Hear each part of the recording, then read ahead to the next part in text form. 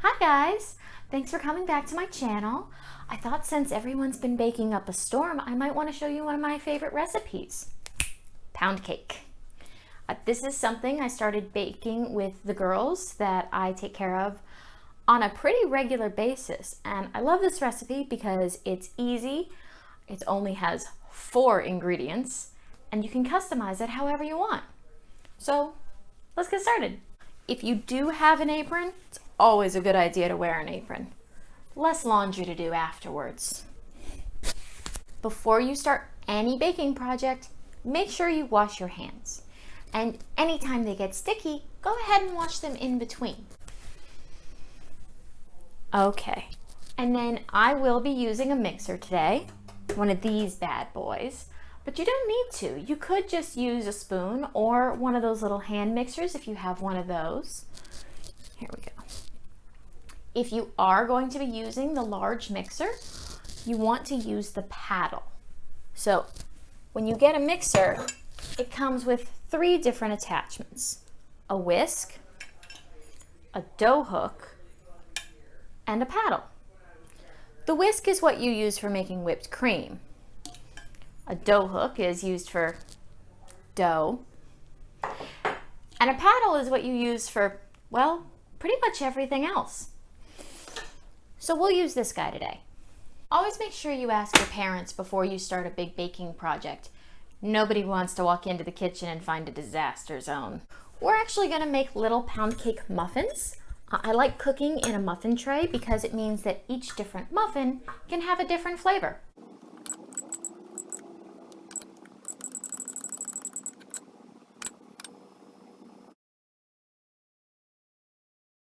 The 4 ingredients involved in making pound cake are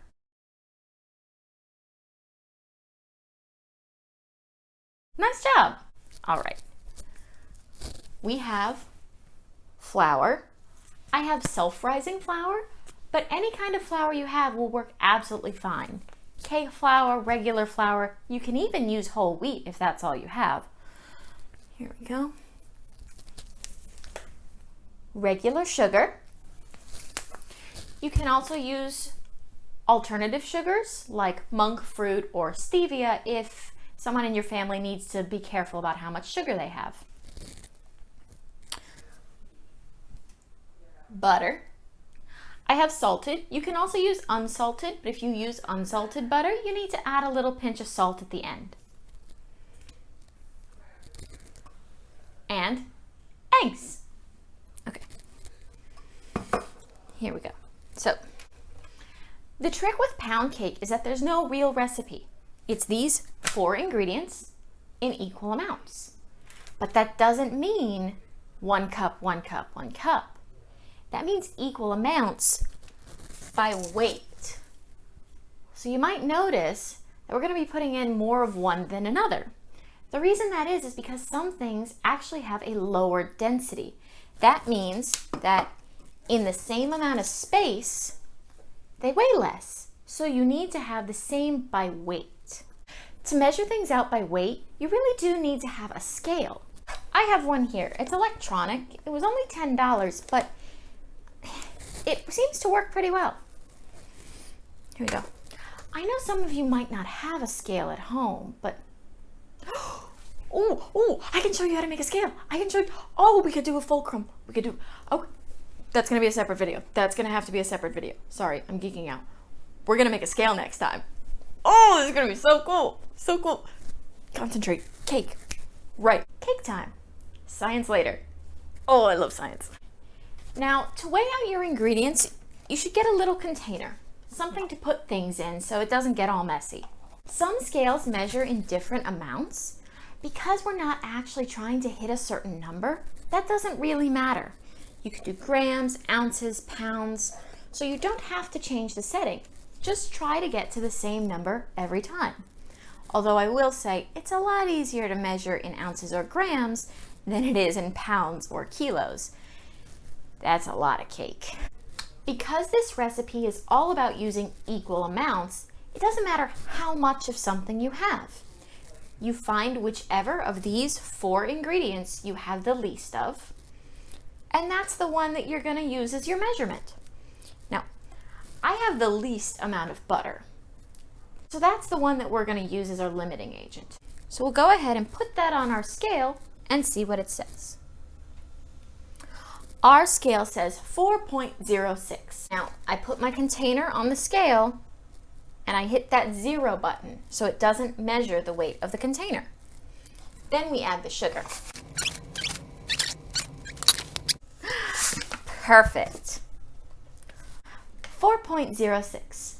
It doesn't look like much, but it's the same amount as the butter by weight. Now we need to weigh out our flour. Just like before, make sure that when your container is on the scale, it says 0. I'm going to stick with the spoon for the flour because if I try pouring it, it's going to go everywhere. Oop, we're getting close. Oh no, I went over a little bit. That's okay. Because there's only flour in this bowl, we can take our spoon and take just a little bit out.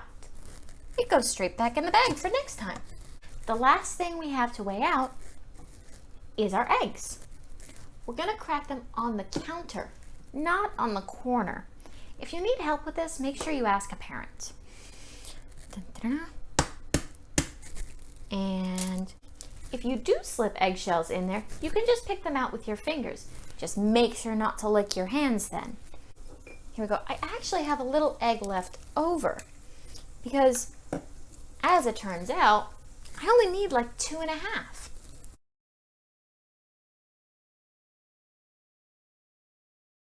When you mix your ingredients, the most important thing is the order that you mix them in. Pound cake has 4 ingredients. Can you remember what they are? Nice job. Now, the ingredients have to go in the right order. So, first up is butter. We're going to take our wax paper off our butter and just pop him in. Whoop. There we go.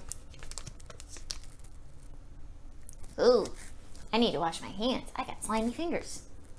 Okay, so we have the butter in our mixer. And now we're going to add the sugar. We're going to turn this on low and let it mix for a little while. Now it's time for our eggs. We're going to turn the mixer on low and add this a little bit at a time. If you add it all at once, sometimes the butter and the eggs don't want to be friends.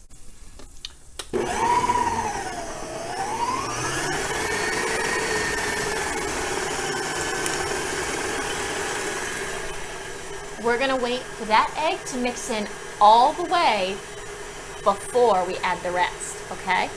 Make sure you stick your spatula in and scrape around the sides. The last ingredient, do you know what it is? There were only 4. It's flour. Kind of like we did with the eggs, we're going to add the flour a little at a time while the mixer runs on low. You don't want to mix it too much at this point or the cakes can come out kind of tough. This is what our mixture looks like right now.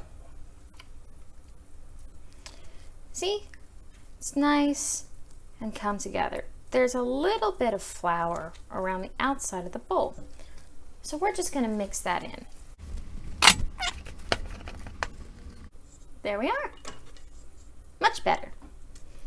All right. Now,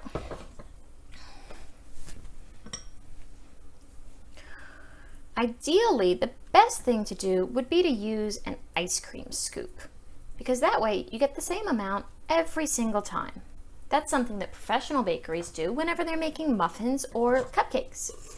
I don't have an ice cream scoop though, so we're just gonna have to guess a little. 1 blobby.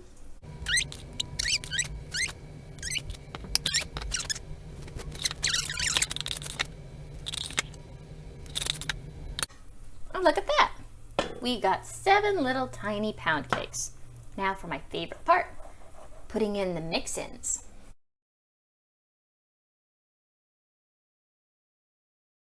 Some of our favorite mix-ins are things like chocolate chips or pieces of apple or even cinnamon and brown sugar.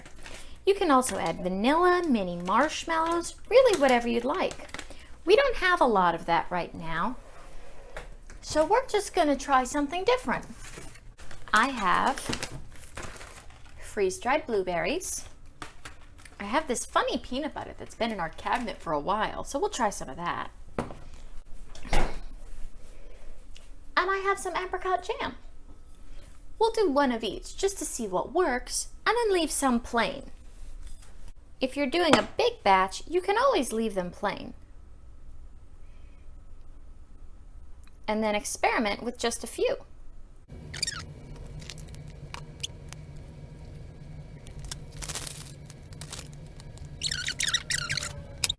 One more.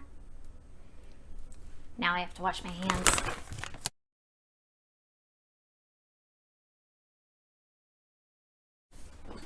Our oven's already nice and hot. Ooh, that's toasty. Make sure you have an oven mitt. Safety first. We're gonna grab our little pound cake muffins and pop them right in there. Good night, my babies.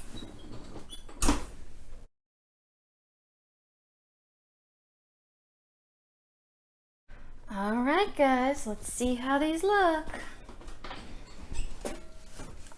Oh. Oh, wow. These came out really nice. It's funny, the blueberries almost look like chocolate chips. All right, now we have to wait for them to cool before we can have any. Don't want to burn your mouth on a cake.